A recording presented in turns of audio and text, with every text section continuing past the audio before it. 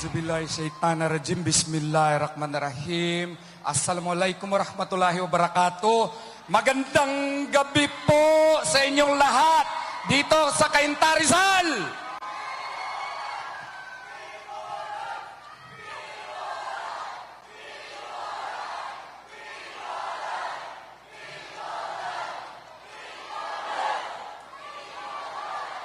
Ako po si Attorney Israelito Bobet Torion. Ako po ang official spokesperson ng ating pinakamamahal na si Pastor Apollo C. Quiboloy. Ang akin pong trabaho ay walain po ang inyong pagdududa. Meron pang mga andito na nagdududa. Sabi nila, bubutuhan namin ang Duterte except lang ni Pastor Apollo C. Quiboloy. Ngayong gabi, tatanggalin niyang inyong mga duda at kukumbinsin natin kayo na hindi lamang kayo susuporta, bubutuhan ninyo si Pastor Apollo C. Quiboloy. Sino ba si Pastor Apollo C. Quiboloy? Si Pastor Apollo C. Quiboloy ay galing po sa kahirapan. Nakakaintindi siya sa kahirapan. Naranasan niya mangutang po ng ating mga kaibigan po mga inchik para lang meron silang bigas sa kanilang pamilya. Siya po ay nag-aral ng mabuti, naging ministro. Noong 1985, he founded with only 15 members the Kingdom of Jesus Christ, the name above every name. And now, tingnan nyo sila. They have 7 million members present in 2,000 cities and in 200 countries. Ganun po ang KOJC. Ano pa? Nagtayo po siya ng iba't ibang mga korporasyon. Isa na nga po niyan, ang SMNI. Nandyan po at ibang mga korporasyon. Siya po, ano po ang hinahawakan niya ay umuunlad. Kaya nga po, mga kaibigan ko, nung meron siyang isang kaibigan, 1980s pa, ang pangalan Rodrigo Roa Duterte. At silang dalawa ay nagtutulungan. Nung tumakbo si Tatay Digong ng Vice Mayor, sino ang nagsuporta sa kanya? Si Pastor Apollo C. Quiboloy. Nung tumakbo si Tatay Digong pagka-mayor ng Davao City, sinuportahan siya ni Pastor Apollo C. Quiboloy. Nung tumakbo po pagka-presidente si Tatay Digong, sino ang sumuporta sa kanya? Si Pastor Apollo C. Quiboloy. Ngayon naman po sa kay Inday Sara, sino ang tumutulong din kay Inday Sara? Si Pastor Apollo C. Quiboloy. Kaya nga po mga kaibigan ko dito sa Cainta, Rizal, especially those who are still doubting him, mga kaibigan ko, sa tingin po kasi na mga kalaban sa politika ay kung sisirain nila ang ating pinakamamahal na Pastor Apollo C. Quiboloy. Akala nila na kung luluhod si Pastor Apollo C. Quiboloy, luluhod din si Tatay Digong. Anong ginawa? Ang ginawa nilang rapist si Pastor Apollo C. Quiboloy. Pinagsasabihan na siya ay masama na tao. Siya raw ay leader ng kulto at kung ano-ano pa. Bakit ito ginagawa? Kaya nga po, akin kayong ipaintindi. Kailangan siyang pintahan ng itim para hindi na natin siya iboboto o hindi na siya makasuporta man kay Tatay Digong. Saan po ang ating pastor ngayon? Nasa kulungan. Bakit? Ang kaso niya, rape daw. Pero napadismiss na po namin yan sa City Prosecutor's Office sa Davao. At umakyat ng petition for review sa Department of Justice, mali pa, walang mga attachments, kulang-kulang pa. Natulog po dun yung kaso for more than 3 years at saka bigla na lang may Senate investigation. When it became fashionable to attack Pastor Apollo C. Quiboloy, nabuhay ang kaso. And in less than 1 week, may warrant of arrest na nga po siya. At ngayon po ay dinala po, nakita po ninyo kung ano yung nangyari sa KOJC Seeds.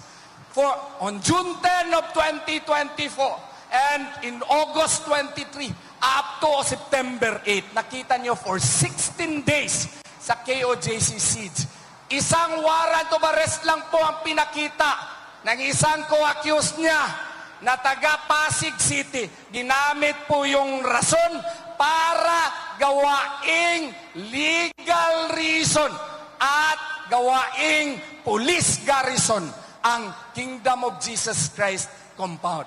Nakita po ninyo kung gaano ang pagmamalabis ng gobyerno. Yung cathedral po, house of worship ng KOJC ay ginawa po nilang bahay, opisina. Pag-isipan po ninyo, kung nangyari yun sa ating masjid at gagawing bahay ang ating masjid, doon na sila umiihi, doon na sila tumutulog, at kung gagawin yan sa inyong mga simbahan, ano ang mapifeel po ninyo? Yun po ang nangyari doon. Hindi na sila umuwi. Ginawa na nilang bahay yung aming eskwelahan.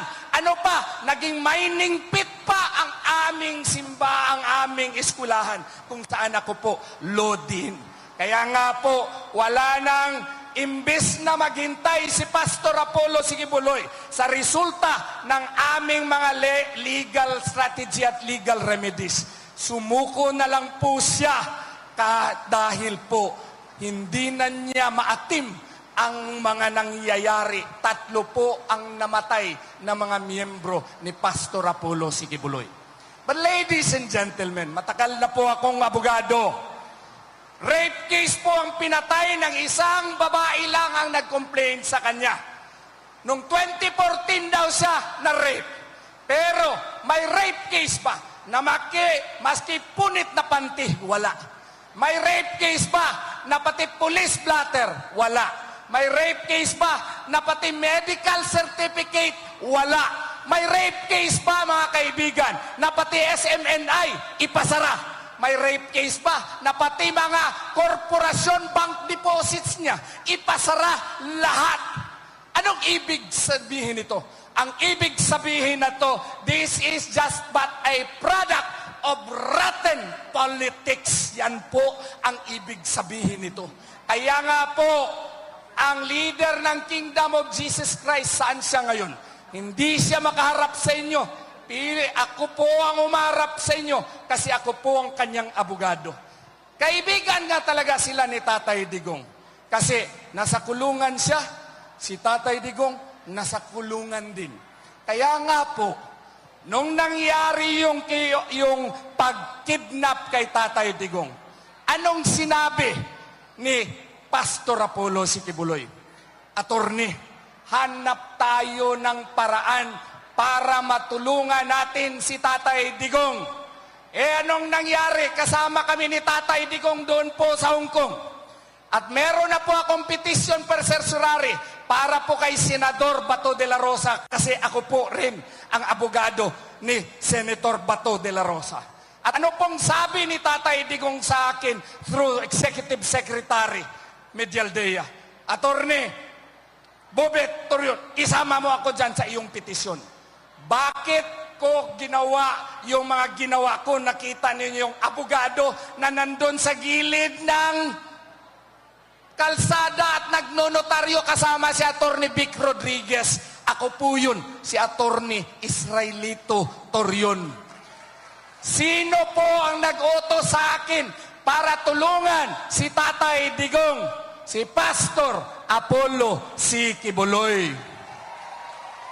Noon pong inimpeach si Inday Sara, ang ating pinakamamahal na Vice President Inday Sara Duterte. Sino po yung pinakauna na nag-file ng petition for certiorari questioning the legality and the constitutionality of the impeachment complaint against Sara Duterte? Si Attorney Israelito Torion. Sino ang nag-utos sa akin? Ang nag-utos sa akin, si Pastor Apollo Sikibuloy. Ganyan po kaloyal si Pastor Apollo Sikibuloy. Kung siya ang susuporta sa iyo, hindi ka lang pinagdadasal kay Allah subhanahu wa ta'ala, susuportahan ka talaga niya. Kaya nga natatakot itong mga kalaban sa politika. Kaya kailangan siyang payukuin kay akala nila yuyuko din si Tatay Digong. Tanong ko sa inyo, kailangan ba yuyuko si Pastor Apollo Sikibuloy sa kanila? Kailangan bang yuyuko si Presidente Rodrigo Duterte sa kanila? Kaya nga po ngayong eleksyon, kailangan nating suportahan at butohan si Pastor Apollo Sikibuloy at ang Duterte. Yan po ang hiling sa iyo. Next aspect, attorney, ano naman ang gagawin ni Pastor Apollo Sikibuloy kung siya ay ihalal bilang senador? Ladies and gentlemen, baka hindi po ninyo alam, well-educated po si Pastor Apollo Sikibuloy. When you engage him in conversation, you would be amazed by how deep his knowledge about everything here on earth and even in heaven. Why? Because I have dealt with him up close and personal. Ang dami po niyang mga degrees, ang dami po niyang mga honorary doctorate degrees. May Exhibit A na po siya. Anong Exhibit A? When you decide to choose a person, kung desisyonan mo yung tao, ako, Lodin ako, tinuturo ko sa mga estudyante ko, look at his previous acts, simultaneous acts, and subsequent acts. Previous acts. Ano ba ang nagawa ng tao na ito? Bakit natin siya bubutuhan? Ladies and gentlemen, very simple. Look at SMNI. SMNI is one of the fastest growing media institution in our country today. Multi-awarded yan. Kaya nga, sinisira nila, sinarado niya. Kasi po, ito lang po ang media organization which gives out the chance that the truth will really come out in the news media nowadays. Look at KOJC. Ang KOJC is one of the fastest growing congregation in the world today. I am a Muslim, yes. But being a Muslim, meron kaming belief. Meron kaming paniniwala. Surah 109, Surah Al-Kafirun. Your religion is your religion. My religion is my religion. I don't worship what you worship. I worship what I worship. Kanila po yun. Kanila na po yun kay Allah subhanahu wa ta'ala. But I must decide based on the merits of a candidate. But I am more than convinced that this guy will do great in the Senate. Ano ba ang mga concrete proposals po niya? He wants to amend the Ombudsman Act. Anong gusto niyang gawin? Gusto niya na ang Ombudsman Act ay iamyenda at meron ng Truth Commission. Ano ito? Itong Truth Commission po, may mga investigators po that will look into each and every governmental transactions. At kung grabe yung korupsyon, ay ito pong Truth Commission ang magpa-investiga at mag-file ng kaso. Hand in hand with that, he wants to amend the plunder law. Kasi ngayon, kailangan ka pa magnakaw ng 50 million pesos bago ka ma-charge ng plunder. According to Pastor Apollo Sikibuloy, if we want to send the message across that we want change in our country, kailangan ibaba ang threshold not to 1 million, i-discuss namin ito with Attorney Vic Rodriguez, but to 100,000 pesos. And what is the message? The message is our country is suffering a cancer today, a social cancer. And what is that? Corruption has become cultural almost. Sa parang sa ating palagay, normal na lang ang magnakaw. According to Pastor Apollo Sikibuloy, baguhin natin yan, amyendahan ng batas para matakot itong mga politiko at gagawin nila ano ang dapat nilang gagawin. What else? He wants to pass the Witness Protection Act, Whistleblower Protection Act. Yung mga taong may alam sa korupsyon, gusto niyang maprotektahan ito, walain yung mga stringent regulations, mga stricto masyadong regulations sa Witness Protection Act para meron na silang proteksyon kung sila ay mag-witness pa. Ano pa? He wants to amend liquidation by certification. Ngayon kasi, ang mga congressional persons natin, mga senador, may mga intelligence funds sila, may mga pondo sila, they will just certify that the funds are spent in accordance with the law. Ayaw ni pastor niyan. Ang gusto niya, liquidation by receipts. Kay para makita talaga ng taong bayan kung paano ginagasto yung mga pera ninyo. Di ba ang ganda po niyan? Eto pa, nakita ni pastor na tayo po ay isang agricultural country. And the only way for us to move forward is to support agriculture. Gusto niya magpasa ng batas, the Philippine Food Sufficiency Act. There are more than 300,000 government lands. And there are likewise thousands of idle lands na hindi po ginagamit. Anong gusto niya? Through the Philippine Food Sufficiency Act, gobyerno na po ang magiging prime mover ng agrikultura. Anong gagawin dito? Lahat po ng mga walang trabaho, i-hire, iti-train po ng Department of Agriculture. Ang gobyerno na ang mag-lead sa pagtil nitong land. Sa ano ba yung amuma, aning mga yutaa. Kay para katong walay mga trabaho, yung mawalang trabaho, magkatrabaho, at saka yung gobyerno na ang leader ngayon sa agrikultura. Yung mga magsasaka po na may mga private lands, may option sila dalawa. Una, pwede nila iparenta yung kanilang lupa sa gobyerno. Pwede sila magtrabaho pa rin, swelduhan sila. At kung anong kita po doon sa kanilang lupa, meron pa silang kita doon by way of profit sharing. Di ba ang ganda po noon? Oh. Tapos, yung mga farmers, mag-uuma, mga magsasaka na ayaw doon iparenta yung kanilang mga lupa, kailangan sila suportaan ng mga fertilizer, ng mga punla, ng proper training on agriculture. At kung mag-harvest sila, ako po'y magsasaka. Problema po, after every harvest, masyado ng mura yung presyo po ng palay, ng presyo po ng mais, ng presyo po ng gulay. Anong gusto ni Pastor Apollo Sikibuloy?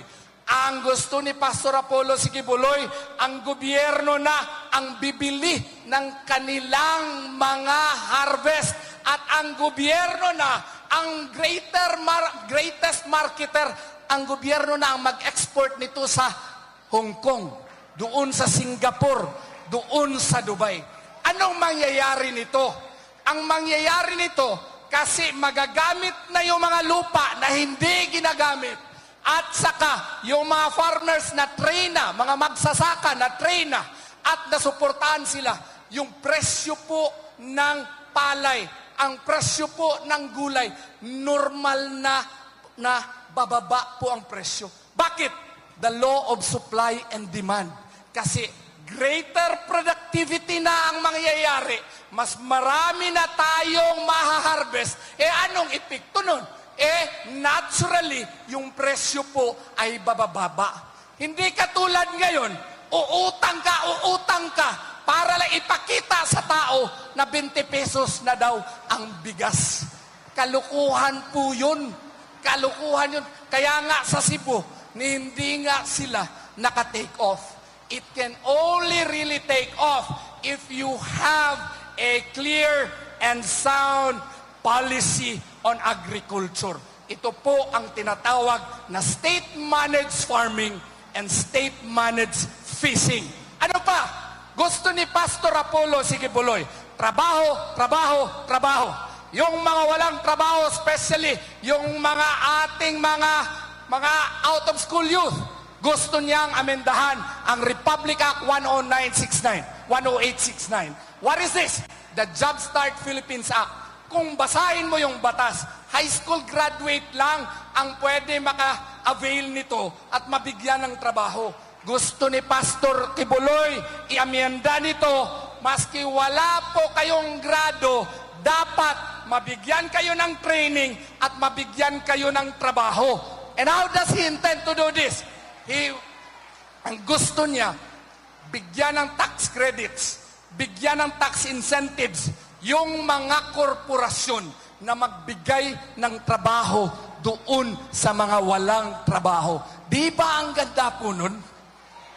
Si Pastor Apollo Sikibuloy po ang nakakaisip nito. According to him, what mind can conceive, we can achieve. Ano pang sabi niya? Ang sabi niya, ang problema ngayon, yung health industry natin. Pag masakit yung mga tao natin, pupunta sa mga provincial hospital. Ang problema doon, pag nandun ka sa provincial hospital, magpa-injection ka. Yung injection, bayaran mo. Yung medisina, bayaran mo. Yung parang, ano tawag ito? Yung gapas sa amin sa Bisaya, pati yung gapas, bayaran mo pa rin. You know, si Pastor Apollo Sikibuloy, palaging nagbabasa yan. Malami na yan siyang napuntahan. Ang sabi niya sa akin, he went to Brazil. May mga KLCs po sa Brazil. Ano yung KLCs? Kingdom Light Congregation. Tama? Oh. Ang sabi niya doon, kung pumunta kayo sa Brazil, hindi naman mayaman ang Brazil, pero maski turista kayo doon at nagkasakit kayo, pumunta ka sa ospital, walang bayad. Nasyak siya, walang bayad. Yung mga tao doon, pumunta ka sa ospital, walang bayad. Ganun po doon sa Brazil. And what is he proposing? He is proposing na itong mga ginagamit natin na ayuda, na instead na kada isa sa inyo, supposedly, 10,000 yung ayuda ninyo, 10,000. Magkanong dumadating sa inyo? 1,000. Oh, saan papunta yung 9,000? Doon sa bulsa ng mga politiko, di ba? Tama? According to him, kung may batas tayo na klaro yung fiscal management, a great portion of this money should be allocated to health para darating po ang panahon na kung kayo po ay nagkakasakit, it is certain to happen if you will put this guy in Congress na darating ang panahon, wala na kayong babayaran. Yun po ang gusto ni Pastor Apollo Sikibuloy. Kaya nga po, ang sabi nila sa iba, imposible man yan, not with Pastor Apollo Sikibuloy. Again, look at his previous acts. Ano yung mga nagawa niya habang private person pa niya? Private person pa nga siya, nagawa na niya yun. How much more kung gawain ninyo siyang senador? Kaya nga, ang sabi niya, let us try to make the Philippines a first world country just like KOJC. In our country, we need forward-thinking senators. We need senators whose intentions are clear, whose objectives are not only to gain wealth, but for real service. Kasi mga taga-Cainta Rizal, sa klaro lang na usapan, hindi na kailangan sana ito ni Pastor. Kasi kung gusto niya yung kayamanan, in truth, meron na po siya. Pero naging lawyer niya ako, abogado niya ako, noon pa doon sa Hawaii. Nung inakusahan siya na meron daw pera nilagay doon sa kanyang eroplano, itinanim na pala noon ng mga kalaban sa politika, ng mga former members din niya. Anong nangyari? Napadismiss po namin yon, nakuha ko yung eroplano at sabi niya, salamat talaga, Attorney Torion. O sige, anong gagawin ko, Pastor? O sige, bilang reward ko sa'yo, ipapasyal kita sa doon kung saan mo gusto, sa Amerika. Naku, ang saya ko. So, ang saan ko, unang pumunta, doon po sa Los Angeles. Alam mo, pagpunta ko doon sa Los Angeles, ang laki ng bahay. Tapos sinabi ko, oh, kaninong bahay ito? Sa Kingdom. Kanino ang titulo nito? Hindi po kay Pastor. Pumunta na naman ako sa Vanois, California. Oh, ang laki nitong property na ito. Kanino ito? Sa Kingdom. Bakit wala kay Pastor ito? Wala po ni isang propriedad sa pangalan ni Pastor. Pagpunta ninyo dyan sa airport ng Davao City, he has more than 30 hectares there. Tingnan nyo kung kanino nakapangalan ang titulo. Kung nakapangalan kay pastor, bukas kagad ibigay ko sa inyo. Bakit ako makapagsabi niyan? Yang kingdom na yan ang laki, which can house 75,000 human beings. The biggest in the world, na kaya niyang gawain yan habang private person siya. How much more kung gawain niyo siyang senador? Tanungin niyo ako, yung lupa kung saan yan, masyak kayo, maski isa sa more than 30 hectares na yan na land, wala sa pangalan ni pastor. What is my point then? He does not need riches. He does not need fame. His intention is to become the voice of the oppressed in our country. Gusto niya maging mukha sa lahat pong inaapi ng Marcos administration. Gusto niya maging main warrior against corruption. At gusto niyang makauwi ang kanyang best friend. Gusto niyo rin ba? While he is alive, it is his greatest dream that he will be reunited again with his best friend, ni Tatay Digong. Kaya nga po, as his lawyer, ako na rin po ang abogado doon sa isang kaso ni Tatay Digong. And I am doing the best that I can in order to bring him home. Bring him home. Bring him home. Bring him home. Kaya mga kaibigan ko dito sa Cainta Rizal, I hope that I have convinced you to vote for my candidate, but I know na hindi po tama na siya lang. Kailangan Duterte kasi yan din po ang ating sinabi ni Tatay Digong doon sa Hong Kong. Kasama din kami. Para ma-remember ninyo, meron akong kanta. Pwede? Singer din ako pero hindi ako ganun kagaling ni Atty. Bundok. Itong kanta na ito, sinong marunong ng leron-leron sinta? Okay, kanta tayo kantahin natin.